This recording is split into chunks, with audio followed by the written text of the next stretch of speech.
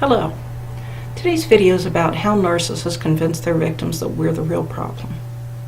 Narcissists have many ways of making their victims feel like they're always the problem. No matter what the problem is, according to a narcissist, they are innocent and the victim has caused this problem.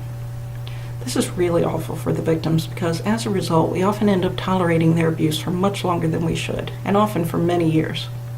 We think the narcissist is good to put up with us, and we try harder and harder to be good enough for them. Meanwhile, the more we try to please them, the more they keep changing the rules.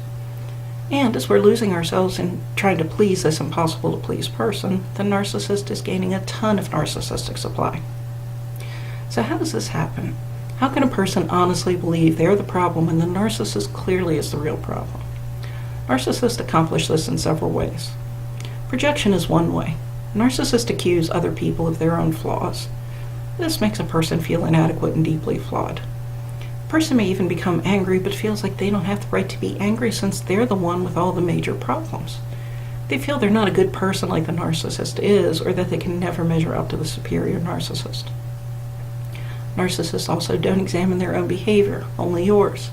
If you're angry with the narcissist, the only thing that person sees is how you're acting. They never ask themselves why you're angry or if they've done something that made you angry.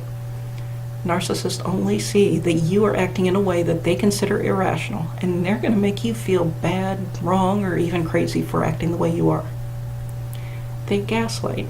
All narcissists love gaslighting their victims because it's a very effective means of abuse. Gaslighting is basically when you say the sky is blue and the narcissist says it's clearly green, there's something wrong with you for thinking otherwise. Now granted, that's a very obvious example, but that's pretty much how gaslighting works. Narcissists see the same thing that you see, like that blue sky, but they don't want you to see it that way for whatever reason. So rather than agreeing that the sky is blue, they'll tell you it's green and try to make you feel crazy for thinking it's blue. Narcissists do this often with abusive things that they've done. They may deny the events happen entirely, or try to convince you that they happen in a very different way, and you're crazy for thinking otherwise.